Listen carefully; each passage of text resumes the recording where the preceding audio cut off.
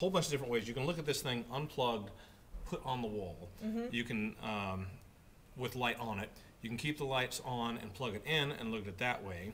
You can turn the lights off and look at it that way. Or you can turn all the lights off, unplug it, and parts of it glow in the dark. And around the rims of every single one of these things, it glows. Glow in the dark and paint? yeah, and there's stuff that sticks out, and then you start moving, and it's like it looks, when you stand in one place, it looks like a two-dimensional painting.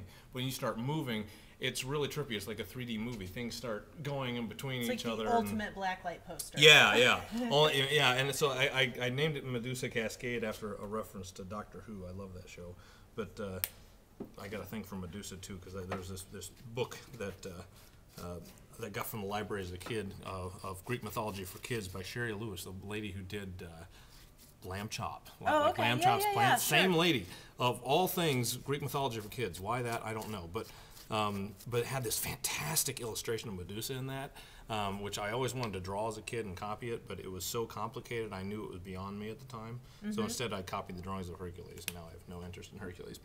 But I always wanted to do the Medusa, and so I have this, like, Medusa, represents all these things to different people. To me, it's just like ambition.